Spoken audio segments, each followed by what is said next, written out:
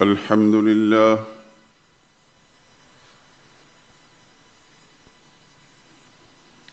الحمد لله وحده والصلاة والسلام على من لا نبي بعده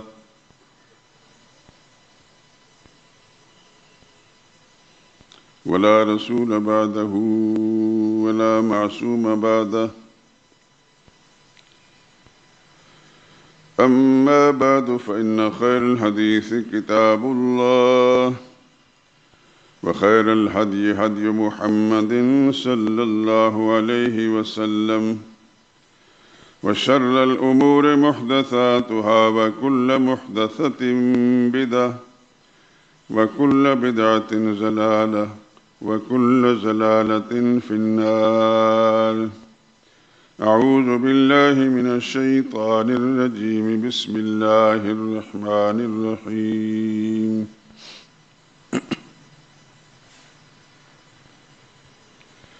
والسابقون الأولون من المهاجرين والأنصار والذين اتبعوهم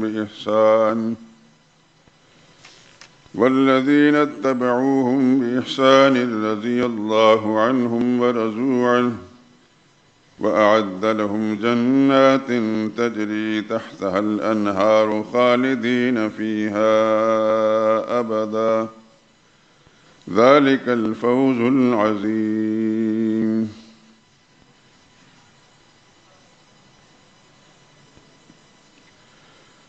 اور جن لوگوں نے سبقت اختیار کی یعنی سب سے پہلے ایمان لائے مہاجرین میں سے بھی اور انصار میں سے بھی، اور جنہوں نے نیکی کے ساتھ ان کی پیروی اختیار کی، اللہ ان سب سے راضی ہے اور وہ اللہ سے راضی ہیں.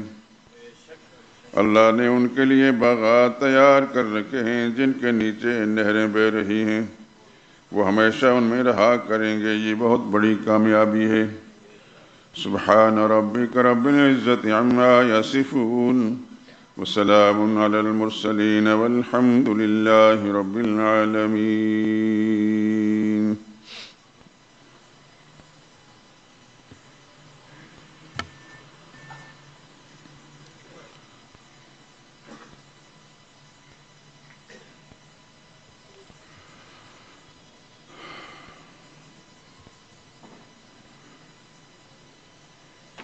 درود پاک پڑھ لیں. اللہم صل علی محمد وعلی آل محمد كما صلیت علی ابراہیم وعلی آل ابراہیم انک حمید مجید.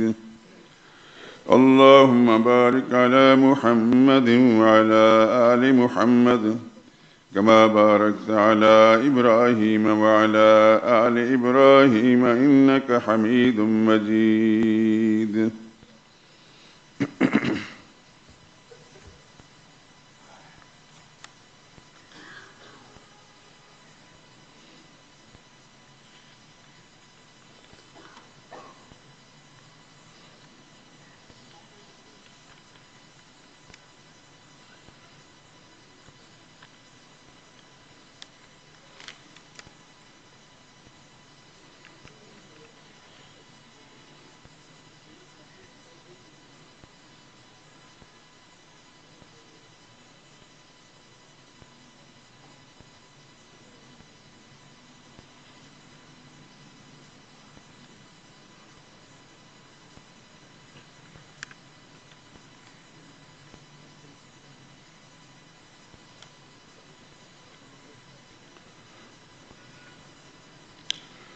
کاتب وحی الہ تو امیر با خدا، کاتب وحی الہ تو امیر با خدا، محسن آل علی ہے اور حبیب مصطفیٰ. حق پرستوں با خداؤں میں تیری اعلیٰ ہے شان، حق پرستوں با خداؤں میں تیری اعلیٰ ہے شان. زندگی بھر تو رہا اسلام دین کا پاسباں. فاتح و کشور کشاؤ صاحب جاہ و جلال، مانتے تھے اہل حق تیرے تدبر کا کمال،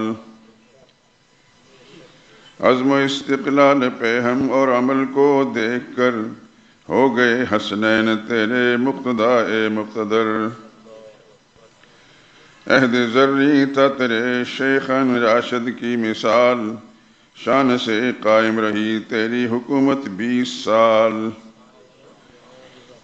سبت پیغمبر سے تجھ کو تھی محبت اس قدر، عمر بھر دیتا رہا تو ان کو بے شک مال و زر، تیرے حق میں سرور عالم نے کی ہے جب دعا، ہو نہ پھر مقبول حق تو کیوں بسد لطف و عطا، ہر گھڑی پیش نظر تیرے رہا مقصود حق، تو نے پرچم دین کا اونچا کیا مسعود حق، خون عثمان پہ ہوئی حضرت علی سے تیری جنگ، جذبہ حق و صداقت تھا تیرے دل کی امنگ، مٹ گئیں سب رنجشیں آپس کی بالآخر تمام، ہاتھ پر تیرے حسن نے کی جو بیعت لا کلام، کاتب وحی الہ ہے تو امیر باخدا، محسن آل علی ہے اور حبیب مصطفیٰ،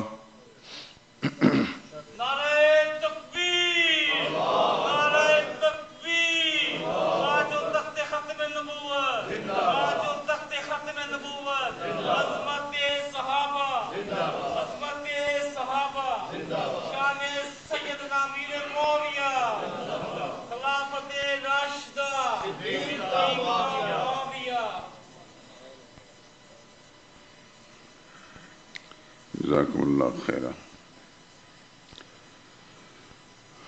حضرات محترم،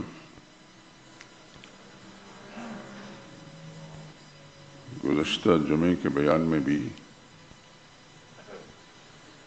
اسی عظیم انسان کا ذکر خیر رہا، لیکن سچ یہ ہے کہ 1 گھنٹہ تو کیا کئی گھنٹے بھی اگر اس شخصیت کا ذکر خیر انسان کرتا رہے تو دل بھرتا نہیں،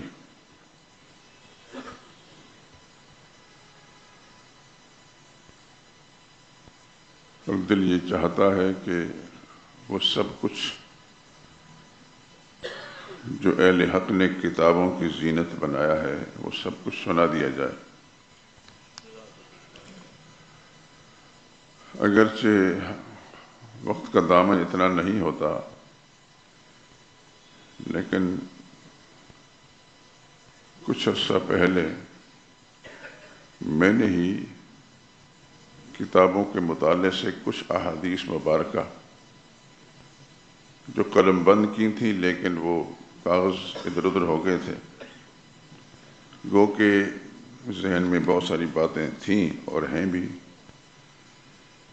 آج اتفاق سے وہ کاغذ جو گمشدہ تھے مجھے مل گئے، بہت سی احادیث طیبہ اور مختلف بزرگان دین کی تحریرات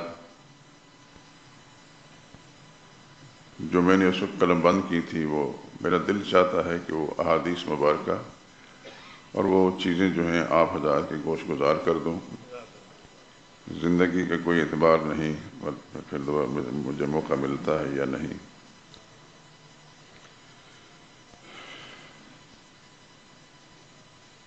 سرور کائنات صلی اللہ علیہ وسلم کا ارشاد ہے، من سب اصحابی فعلیہ لعنت اللہ والملائکۃ والناس اجمعین، جس نے میرے صحابی کو برا بھلا کہا اس پر اللہ کی بھی لعنت ہے، فرشتوں کی اور ساری کائنات کی لعنت۔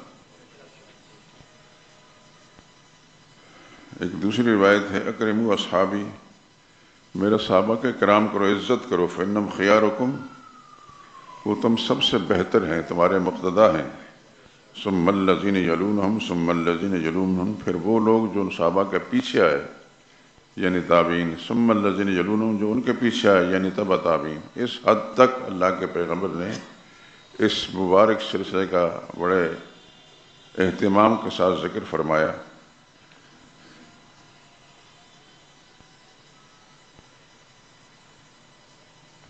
ایک روایت میں ہے سرور کائنات صلی اللہ علیہ وسلم نے فرمایا لا تمس النار مسلما رآنی اور رآ من رآنی، اس مسلمان کو آگ نہیں چھوئے گی جس نے میری زیارت کر لی یا میرے دیکھنے والے کی زیارت کر لی۔ صحابہ کا کیا مقام ہے! یہ روایت یہ ساری کی ساری جو ہیں حوالوں کے ساتھ ہے۔ ایک روایت میں ہے طوبیٰ لمن رآنی و رآ من رآنی، خوشخبری ہے اس انسان کے لیے جس نے میری زیارت کی یا میرے دیکھنے والے کی زیارت کی۔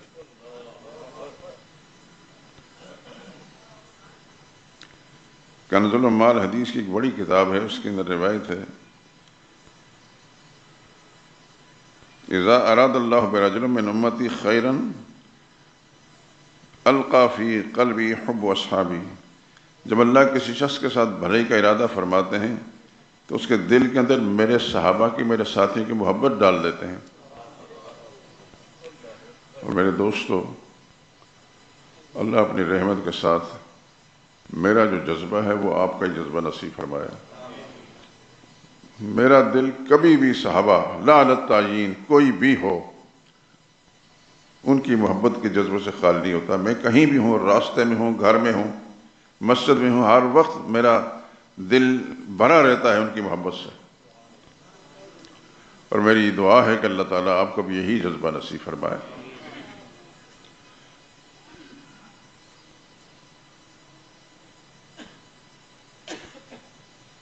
ایک روایت ہے من مات من اصحابی بأرض جعل شفیعا لأہل تلک الارض، میرا صحابی کسی زمین کے ٹکڑے پر بھی فوت ہو جائے تو اللہ تعالیٰ اس کے وجود کو اس زمین کے ٹکڑے والوں کے لیے سفارشی بنا لیں گے۔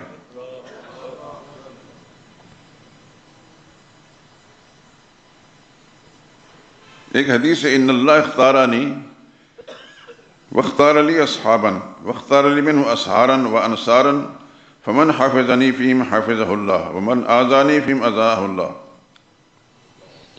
اللہ نے مجھے چن لیا اور میرے لیے میرے ساتھیوں کو چن لیا، کسی کو میرے سسرالی بنایا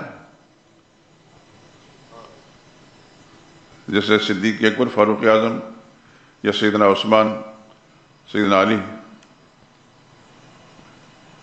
ان کی صاحبزادی حضور کے نکاح میں تھی، حضور کے صاحبزادی ان کے نکاح میں تھی۔ فمن حافظنی فیہم حافظ اللہ، جس نے بھی ان صحابہ کے بارے میں میری حفاظت کی یعنی میری بات کو مانا، اللہ اس کی حفاظت کریں گے۔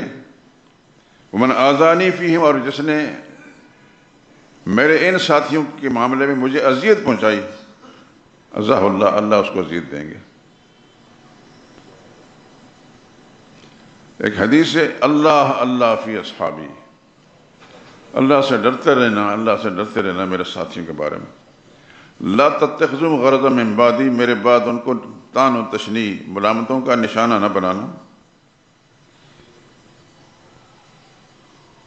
فمن احبہم فبحبی احبہم، جو میرے ساتھیوں سے پیار کرے گا اس خوش نصیب کو، چونکہ مجھ سے پیار ہے اس لیے میرے ساتھی اچھے لگتے ہیں۔ ومن ابغضہم فببغضی ابغضہم، جو صحابہ سے بغض رکھے گا اس کو در حقیقت میرے ساتھ بغض ہے اس لیے میرے ساتھی اچھی نہیں لگتے۔ ومن آذاہم فقد آذانی، جس نے میرے صحابہ کو اذیت پہنچائی اس بدنصیب نے مجھے اذیت پہنچائی۔ ومن آذانی فقد آذى اللہ، اور جس نے مجھے اذیت دی اس نے اللہ کو اذیت دی، اللہ کے غضب کا حقدار بن گیا۔ من آذ اللہ فیوشک ان یاخذہ، جو اللہ تعالیٰ کے ساتھ اس طرح معاملہ کرے خدا اس کو اپنے عذاب پکڑ لے گا۔ یہ سب حدیثی کتابوں سے، وہ ساری کتابیں چونکہ آپ کے مطالعے میں نہیں ہوتی اس وقت میں نام لینا کوئی فائدہ کچھ نہیں، لیکن یہ سب کتابیں الحمدللہ میرے پاس موجود ہیں۔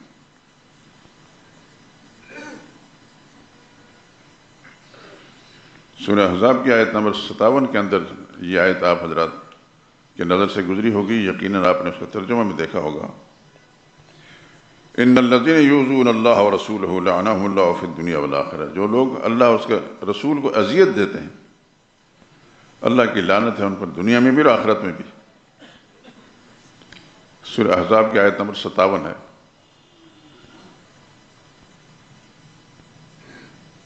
ایک حدیث میں لا تسبوا اصحابی، میرے صحابہ کے بارے میں ہلکی سی ایسی بات جو ملامت کے درجے میں آتی ہے وہ بھی نہ کرنا۔ سب کہتے ہیں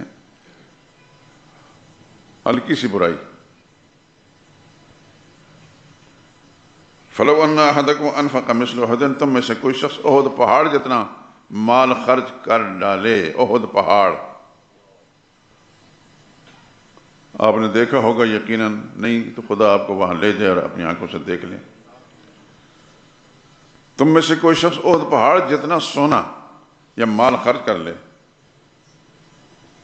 ذهب ما بلغ مد احدهم ولا نصیفہ، میرا ساتھی آدھ کلو جو خرچ کرے یا اس سے بھی ہاف، اس کے برابر بھی تمہارا احد پہاڑ جتنا نیک عمل برابری کر نہیں سکتا۔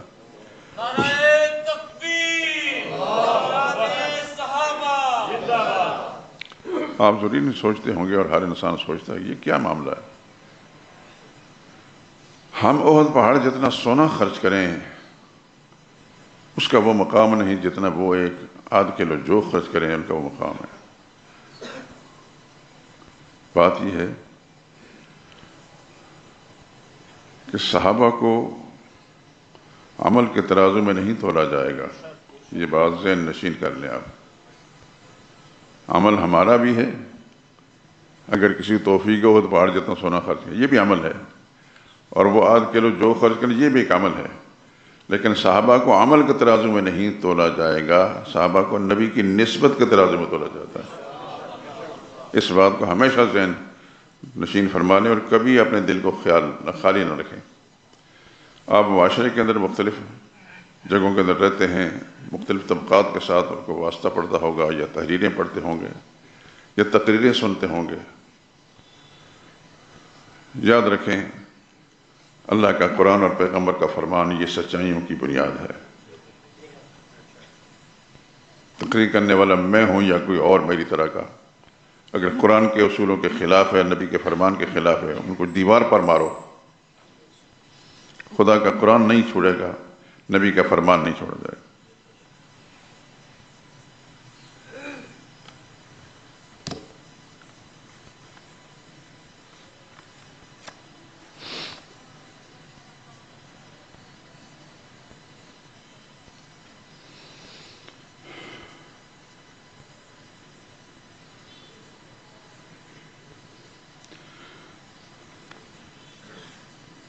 رسول اللہ صلی اللہ علیہ وسلم نے فرمایا، خالق کائنات نے مجھے یہ فرمایا کہ ان اصحابک عندی بمنزلۃ النجوم فی السماء، تیرے ساتھی میرے نزدیک ایسے جیسے آسمان کے ستارے ہوتے ہیں، کوئی ستارہ بڑا ہے، کوئی چھوٹا ہے، کسی کی چمک زیادہ ہے کم ہے، بعض اقوا من بعض سے قوی ہے، وَلِكُلٍّ نُورٌ، لیکن ہر ایک روشن۔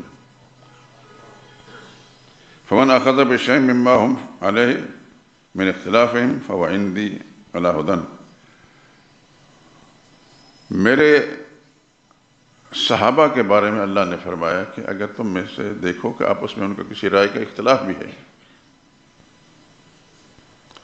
لیکن فرمایا کہ اس کے باوجود ہمارے نزدیک وہ ہدایت پر ہیں۔ اور رسول اللہ صلی اللہ علیہ وسلم فرمایا، اصحابی کالنجوم فبأیہم اقتدیتم اہتدیتم، میرے صحابہ ستاروں کی مانند ہیں، جس کے پیچھے چلو گے تم ہدایت پر رہو گے۔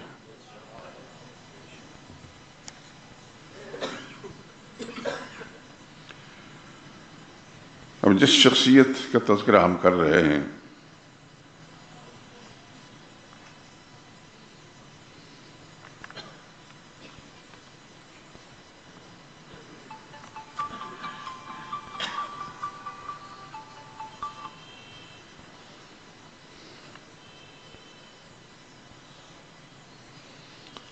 سرور کائنات صلی اللہ علیہ وسلم نے ارشاد فرمایا، صاحب السر معاویہ، معاویہ میرا رازدان،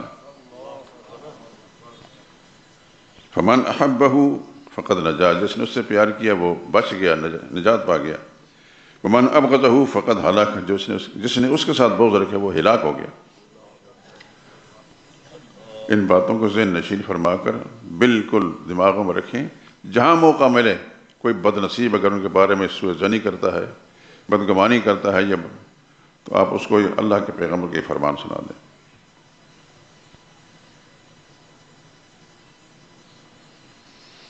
حضور نے فرمایا اکرموا اصحابی، میرے ساتھیوں کے اکرام کرو، فإنہم خیارکم، تم میں سے وہ بہتر ہیں، ثم الذین یلونہم ثم الذین یلونہم، پھر جو ان کے پیچھے ہیں، پھر جو ان کے پیچھے ہیں، ان سب کے اکرام کرو، یعنی صحابہ کے بعد تابعین ہیں، تبع تابعین۔ ایک حدیث میں آتا ہے لا تمس النار مسلمان، اس مسلمان کو آگ نہیں چھوئے گی،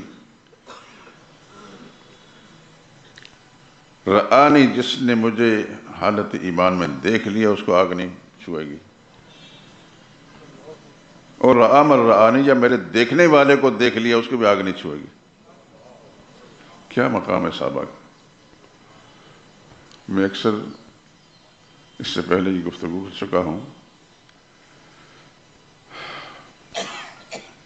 میں اور آپ، شاید ہمارے والدین یہ دادا دادی پردادا وغیرہ ذالک مسلمان تھے، میں اپنی 4-5 پشتیں بتا سکتا ہوں پورے ناموں کے ساتھ، تفصیل کے ساتھ، ان کے کردار کے ساتھ، یقیناً آپ حضرات بتائیں گے، یعنی ہم 2-4 پشتوں تک خاندانی مسلمان، صحابہ خاندانی مسلمان نہیں تھے۔ اللہ اکبر! لیکن ایمان جب لائے تو ایسے لائے کہ ساری دنیا کو کاٹ گئے۔ 1500 سال کے بعد آج اس مسجد کے اندر ان کا تذکرہ ہو رہا ہے، ہزاروں جگہوں میں ان کا تذکرہ ہوتا ہوگا، ہزاروں کتابوں کے اندر ان کا ذکر خیر موجود ہے۔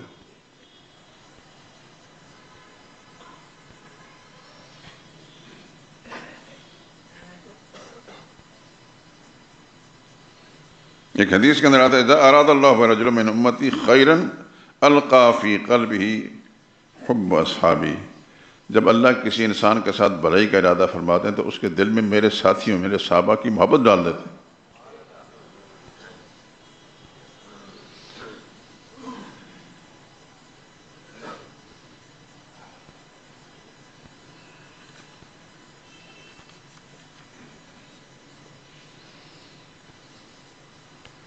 ایک حدیث میں آتا ہے اذا ظہرت الفتن ام البدع، فتنے ظاہر ہو جائیں، بدعات پھیل جائیں، وسبت اصحابی، اور میرے صحابہ کو برا بھلا کہا جائے، تحریراً یا تقریراً، فلیظہر العالم علمہ، پھر عالم کی ذمہ داری کہ اپنے علم کو ظاہر کرے، ان حقائق لوگوں تک پہنچائے۔ فمن لم یفعل ذلک، اور اگر کوئی مولوی سب کچھ جاننے کے باوجود، پیر سب کچھ جاننے کے باوجود دنیا مفاد کی خاطر سچ نہیں بتاتا لوگوں کو،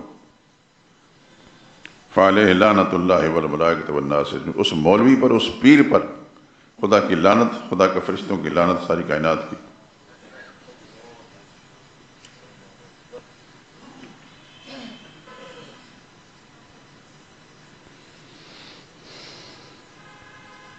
اذا رأیتم الذین یسبون اصحابی، تم دیکھو کہ جو شخص میرے صحابہ کو برا کہتے ہیں، یہ برا کہنا زبان سے بھی ہے، تقریروں کے اندر بھی ہے، تحریروں میں بھی ہے،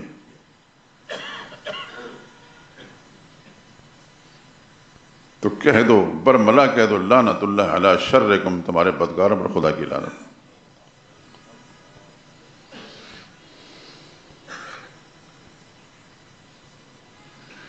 ایک حدیث ہے، اس کو شیخ عبدالحق محدث دہلوی نے اپنی کتاب میں ذکر کیا، اور بہت سارے ان اللہ اختارنی، اللہ نے مجھے چن لیا ہے، واختار لی اصحاباً، اور میرے ساتھیوں کو میرے لیے چن لیا، فجعلہم انصاراً و اصحاراً، کسی کو میرا ساتھی بنایا، مددگار بنایا، کسی کو اصحار سسرالیوں میں سے رکھا، جیسے ابھی میں نے اشارہ دیا تھا۔ وسیاتی قوم یسبونہم، کچھ لوگ بعد میں ایسے بدنصیب آئیں گے جو ان کی برائیاں کریں گے، وَيَسْتَنْقِذُونَهُمْ، اور ان کا نقائص بیان کریں گے، فَلَا تُجَالِسُوهُمْ، سن لو کان کھول کر، ان بدبختوں کے ساتھ نہیں بیٹھنا، ان کی مجلسوں میں نہیں بیٹھنا، ان کے بیانات نہیں سننا، وَلَا تُشَارِبُوهُمْ، ان کا مل کر کھانا پینا نہیں، وَلَا تُعَاقِلُوهُمْ، کھانا نہیں کھانا، وَلَا تُنَاكِحُوهُمْ، ان کے ساتھ رشتے ناطے نہیں کرنے۔ اس حد تک وہ اللہ اس کے رسول کو برے ہیں کہ کسی بھی پہلو سے ان کے لیے نرم گوشہ دل میں رکھنا. مجھے کسی صاحب نے بتایا، کل ہی میں نے شاید کسی صاحب یہاں کے دوست بیٹھے تھے، بتایا تھا، تو آپ کو سنا دیتا ہوں. آپ جس معاشرے میں رہتے ہیں اس میں ہر طرح کے لوگ موجود ہیں. صحابہ کو بکنے والے بھی موجود ہیں، منکرین ختم نبوت بھی موجود ہیں. تو لوگوں کے کاروباری رشتے تعلق ہوتے ہیں.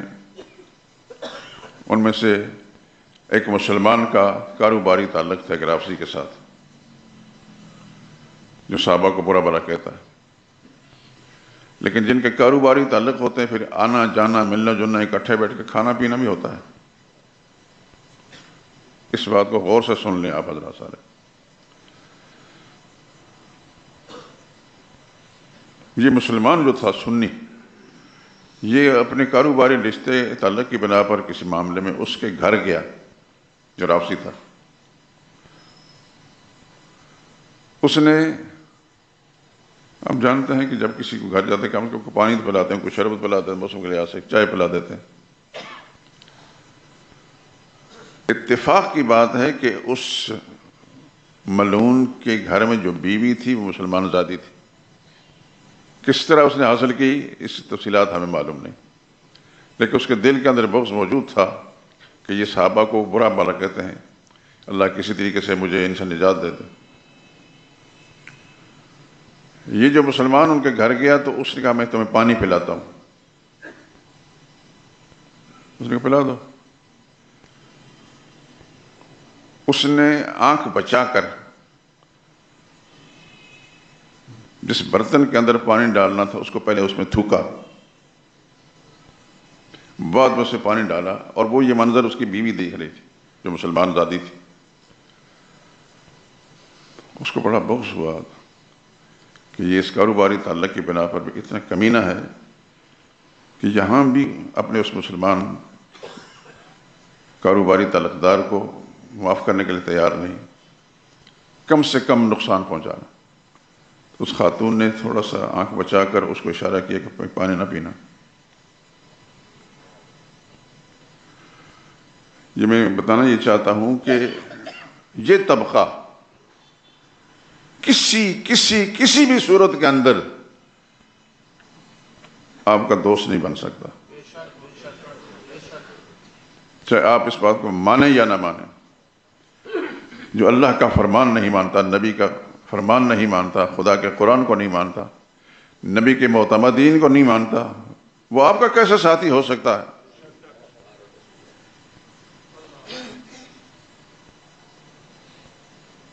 یقیناً آپ حضرات جہاں جہاں بھی رہتے ہیں، آپ کا اڑوس پڑوس کے اندر ایسے لوگ ہوں گے، آپ کے ساتھ کاروباری شراکت ہوگی، ساتھ ساتھ دکانیں ہوں گی، ساتھ ساتھ رہائشیں ہوں گی، ایک دوسرے کا گھر آنا جانا ہوگا، کھانے آتے ہوں گے، کھانے جاتے ہوں گے.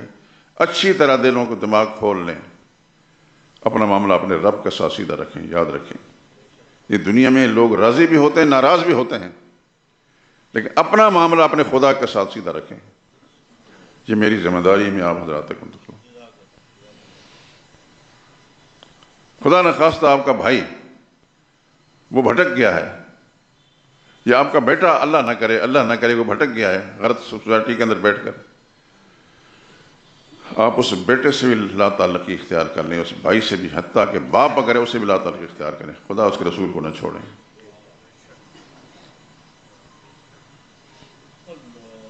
میں نے شاید کسی بیان میں سنایا تھا، چند سال پہلے ایک نوجوان یہاں بیٹن روڈ سے آتا تھا، مجھے اب نام بھی اس کا یاد نہیں کیونکہ کافی عرصے سے وہ نظر نہیں آتا. اس مجلس میں بیٹھ کر اس مسجد کی برکت سے اس کو اللہ نے داڑھی رکھنے کی توفیق دی. لیکن اس کی ماں کیسی عورت تھی اللہ جانے، اس نے کہا کہ مجھے تیری داڑھی گوارا نہیں. اس نے اپنے ساتھ اپنی بیٹیاں بھی ملا لیں، داڑھی منڈواؤ گے تو تب میں تیرے ساتھ بات کروں گی.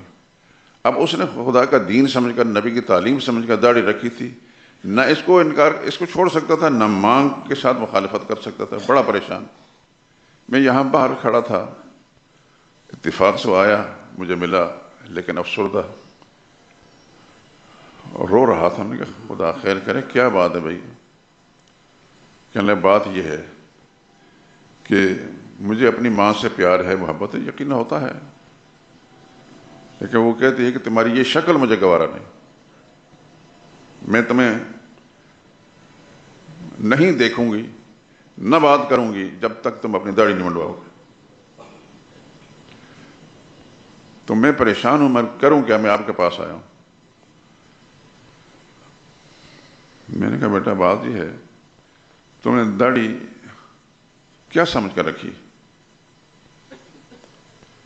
یہ کوئی میرا حکم ہے، یہ اللہ کے نبی کا طریقہ ہے؟ میں نے کہا رسول اللہ صلی اللہ علیہ وسلم کی سنت سمجھ کر میں نے رکھی ہے۔ تم نے نبی کی سنت سمجھ کر رکھی کہ ہاں؟ میں نے کہا تمہاری والدہ اور رسول اللہ صلی اللہ علیہ وسلم کے دونوں کا فرق تمہیں کچھ معلوم ہے کہ کون بڑا ہے کون چھوٹا ہے؟ اس نے سر جھٹکا اس طرح، کہنے لگا بات سمجھ میں آ گئی مجھے۔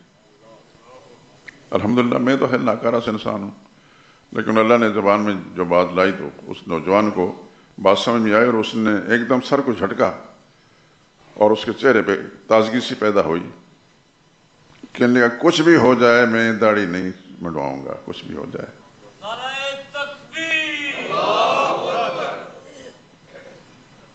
شاید علماء سے آپ نے سنا ہوگا، پڑھا بھی ہوگا،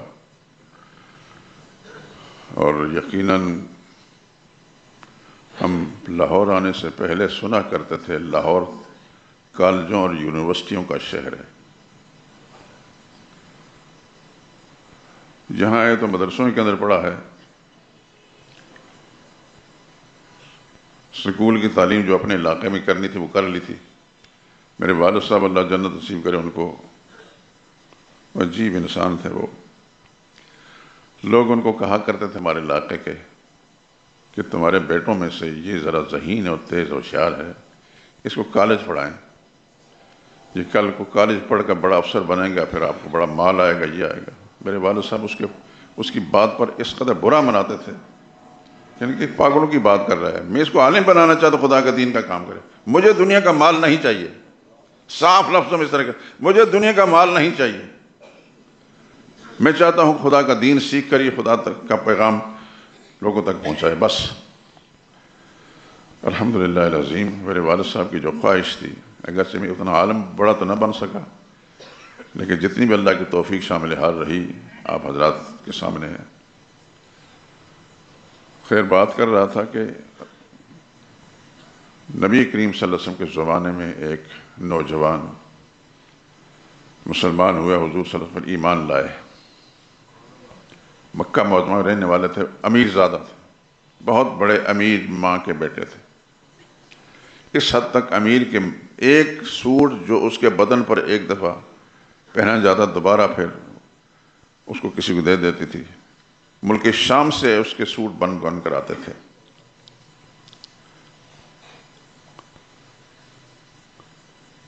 غالباً حضرت مصعب بن عمیر ہیں رضی اللہ تعالیٰ عنہ،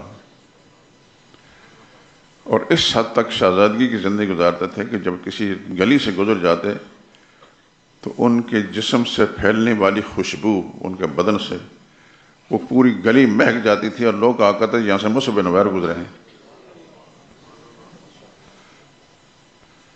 اب نبی کریم صلی اللہ علیہ وسلم پر ایمان لانے کے بعد پھر اس کا حلیہ اللہ کے نبی کی تعلیم کے مطابق بنا، تو ماں کے ساتھ بھی ان کو پیار تھا، ماں کو ان سے پیار تھا، تو ماں نے اپنے اس پیار سے ناجائز فائدہ اٹھاتے کہنے لگے محمد کا کلمہ پڑھنے سے انکار کر، تب تیرے ساتھ بات کروں گی، ورنہ تم سے بات بھی نہیں کروں گی۔ غرضے کہ اس نے بہت کچھ کہا، بالآخر حضرت مصعب بن عمیر ان کو کہا کہ میں کھانا نہیں کھاؤں گی، مر جاؤں گی، کھانا نہیں کھاؤں گی۔ لیکن نبی کے تربیت یافتہ لوگ جو ہوتے ہیں، جو حضور کی نسبت سے جن کے دل میں ایمان جگہ بنا چکا ہے، وہ ایسے ہی لوگ ہوتے ہیں۔ بالآخر انہوں نے کہا میری ماں تو مر بھی جائے مجھے یہ گوارا ہے، لیکن رسول اللہ صلی اللہ علیہ وسلم سے بغاوت نہیں کر سکتا میں۔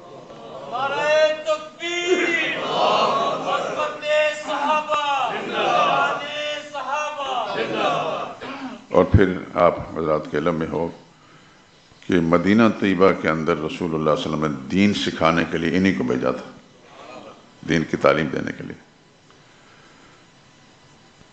تو جس کا ایمان پختہ ہو جاتا ہے اللہ پر، اللہ کے رسول پر اور رسول اللہ کی تعلیمات پر، جیسے ابھی آپ سن چکے ہیں، پھر کائنات میں کچھ بھی ہو جائے، ماں مخالف ہے، باپ مخالف ہے، خاندان مخالف ہے، دوست یار مخالف ہے، ساری کائنات مخالف ہے، وہ جوتی کے نوک پر بھی نہیں رکھتا، خدا اور رسول کی بات کو اولیت دیتا ہے۔ میری دعا ہے اللہ کریم سے کہ آپ کو اللہ تعالیٰ ایسا ہی جذبہ نصیب فرمائے، مجھے بھی اور آپ کو بھی، آپ کی اولادوں کو بھی خدا ایسا جذبہ نصیب فرمائے کہ آپ کی محنتوں کے نتیجے میں آپ جب دیکھیں کہ آپ کی اولادیں جب یہ کام کر رہی ہیں تو آپ کا دل مطمئن ہوگا اور خدا کے سامنے جائیں گے تو سرخرو ہو کر جائیں گے۔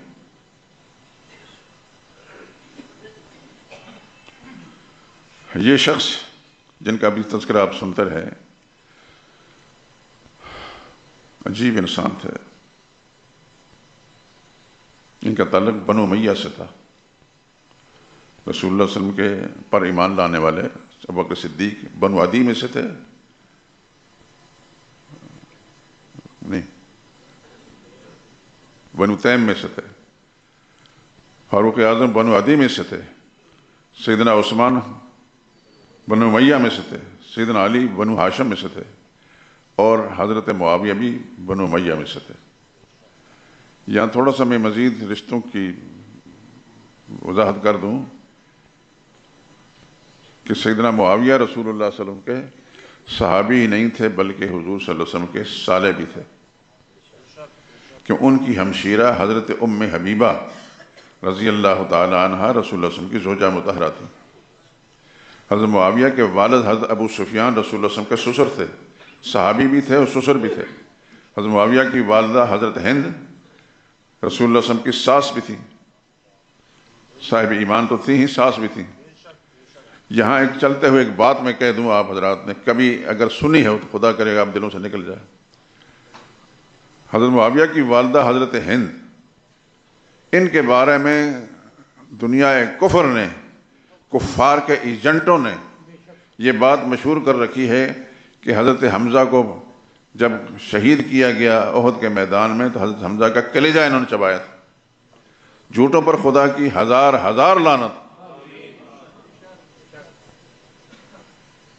بس میں اتنی بات کروں گا، تفصیلات میں نہیں جاؤں گا، کسی دوسرے موقع پر انشاءاللہ۔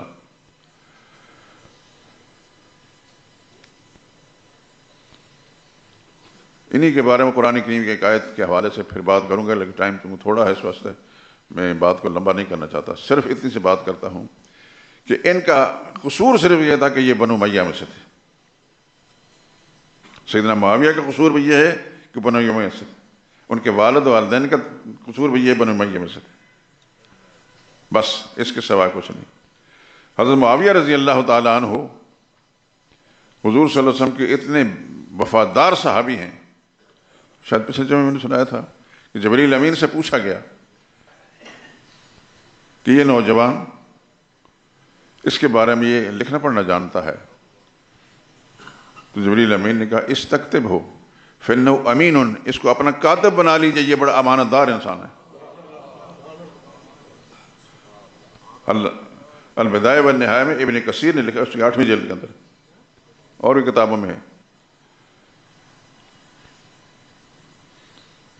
یہ ملک شام کے 20 سال تک گورنر رہے اور 19.5 سال تک خلیفہ رہے۔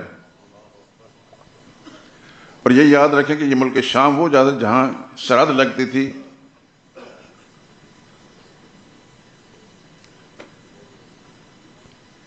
کس کی سرحد تھی؟ رومیوں کی۔ حضور صلی اللہ علیہ وسلم کے زمانے میں 2 سلطنتیں بہت بڑی تھیں، ایک ایرانی سلطنت، ایک رومی۔ تو سب سے زیادہ طاقتور سلطنت جو رومی تھی، اس سرحد کے اوپر اس شخص کو مقرر کیا گیا جو اپنے کردار کے اعتبار سے اللہ اکبر بھی میں سناتا ہوں۔ آپ جانتے ہیں کہ سیدنا عثمان رضی اللہ تعالیٰ عنہ کی شہادت کے موقع پر جو کچھ بھی ہوا اس میں بہت سارا الزامات سیدنا علی پر آئے کہ انہوں نے ان دشمنوں کو روکا نہیں وغیرہ ذالک، کیونکہ بعد میں ان سب نے حضرت علی کو خلیفہ ماننے کے اقرار کر لیا، لیکن عثمان کو جب شہید کیا گیا تو انہوں نے کچھ کردار ادا نہیں کیا۔ بہرحال اس پر میں کوئی تبصرہ نہیں کر سکتا، ہمارے نزدیک ان کی جوتیاں ہمارے سر کا تاج۔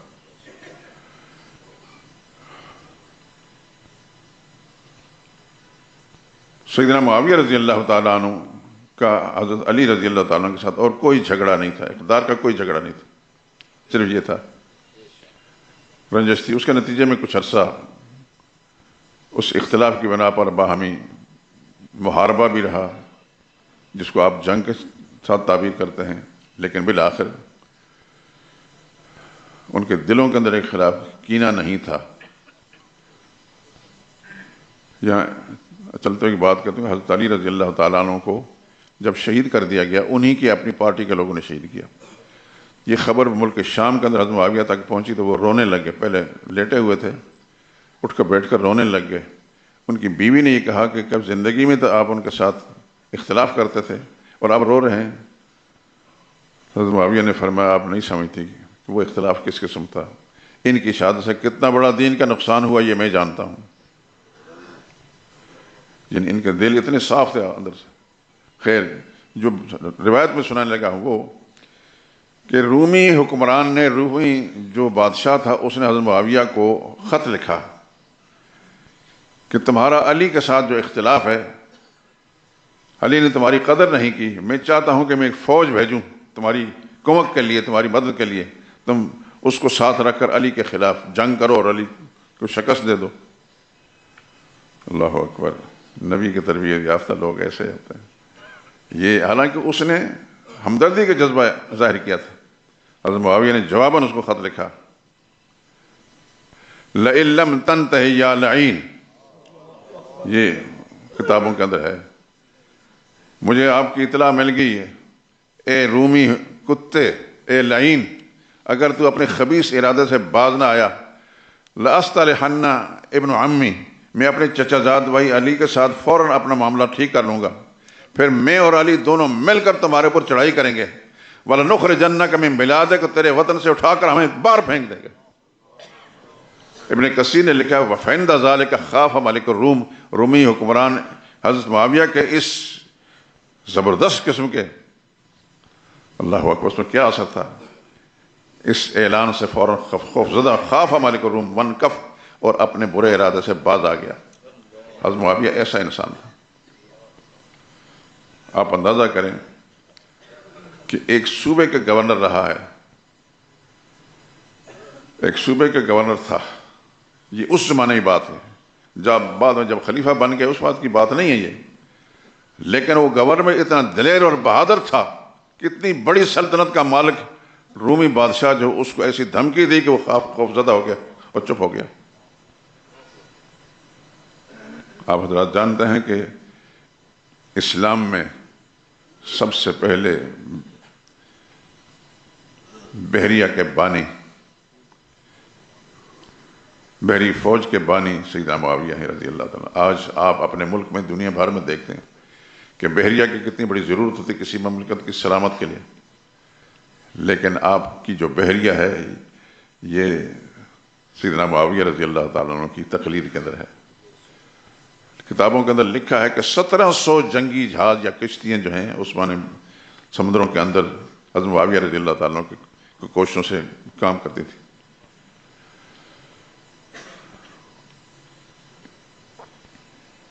بہت ساری باتیں میرے دوستو، میں نے پچھلے جمعے کچھ آپ حضرات سے کوئی معلومات پیش کیے تو ہمارے کچھ ساتھیوں نے مجھے کہا کہ باتیں پوری تسلی نہیں ہوئی۔ میں نے کہا تسلی تو تب ہوتی ہے کہ انسان کئی ہفتوں تک بات کرے اور تاریخ اسلام کے صحیح سچائیاں جو ہیں ان کو ایک ایک کر کے لوگوں کو سامنے کرے، لیکن وقت کا دامن اتنا تنگ ہوتا ہے۔ ہماری اس مسجد میں سب سے لمبی تقریر ہوتی، یہ بھی آپ کے علم ہے، انڈیا سے کچھ علماء آئے یہاں، پرانی بات ہے، مولانا عبد القادر آزاد رحمۃ اللہ تعالیٰ علیہ نے مجھے خط لکھا، بادشاہی مسلم خطیب نے، کہ یہ دارالعلوم دیوبند سے کچھ علماء آئے ہیں، وہاں کوئی معاشی طور پر کرائسس ہیں، تو آپ کے پاس لیے بھیج رہا ہوں کہ ان کے لیے چندہ کریں۔ خیر، وہ تھوڑا سا وقت تھا، مجھے پوری تفصیلات کا علم نہیں تھا، میں نے ان میں سے ایک عالم سے درخواست کی کہ آپ اتفاق سے تشریف لائے ہوئے بیان کریں۔ 15 منٹ انہوں نے بیان کیا، بس چھوڑ دیا، اتنی لمبی تقریر کرنے کا مزاج نہیں۔ اس کے بعد میں نے کچھ باتیں کی، اور یہ جنرل ضیاء الحق مرحوم کا زمانہ تھا۔ حکومت کے کسی فیصلے پر کوئی تنقید ہوئی، اللہ جانتا، مجھے یاد نہیں ہے۔ تو وہ جو علماء بیٹھے تھے، کوئی یہاں سامنے بیٹھے تھے، کوئی ادھر دیکھ رہا ہے، کوئی ادھر دیکھ رہا ہے، خوف زدہ ہوئے۔ جمعے کے بعد پھر میں ان کو گھر لے گیا، کھانا کھلایا، میں نے کہا یہ اعزاز ہے ہمارے لیے۔ تو بہت ساری باتیں ہوئیں، تو میں نے پوچھا کہ آپ خوفزدہ ہو کر ادھر ادھر کیوں دیکھ رہے تھے؟ کہنے لگے ہمیں اس لیے کہ آپ اتنی سخت باتیں کر رہے تھے کہ ہمیں اندیشہ تھا کہ اب پولیس آئی، اب پولیس آئی۔ خیر، تو میں نے پھر ان سے معذرت بھی کہ 80,000 روپے چندہ ہوا، تو دل میں خیال تھا کہ دارالعلوم دیوبند اتنا بڑا ادارہ ہے، اس کے لیے 80,000 کی کوئی حقیقت نہیں۔ میں نے معذرت کی، میں نے کہا آپ پہلے اگر مجھے پتہ چلتا ہوتا تو میں اپنے دوستوں سے کوشش کرتا۔ تو کہنے لگے ہم آپ کے شکر گزار ہیں، آپ کی اس مسجد کے اندر جو چندہ ہوا ہے سب سے زیادہ ہوا ہے۔ میں نے کہا اللہ تعالیٰ میرے نمازیوں کو، میرے ساتھیوں کو اپنی رحمتوں سے نواز دے۔ الحمدللہ العظیم، اور یہ صرف ضمنی سے بات نہیں، ہمیشہ ہی خیر کے کاموں میں آپ حضرات نے بڑے حصے لیے ہیں۔ اللہ تعالیٰ آپ کے ان حصوں کو قبول فرمائے، اللہ اپنی رحمتوں سے آپ کو نواز دے، آپ کی اولادوں کو اللہ تعالیٰ اپنی رحمتوں کے ساتھ نواز دے، آپ کے کاروبار میں خدا بند خصوص برکت عطا فرمائے، بیماریوں سے، پریشانیوں سے، دکھوں سے اللہ تعالیٰ سب کو محفوظ فرمائے۔ وآخر دعوانا الحمدللہ رب العالمین۔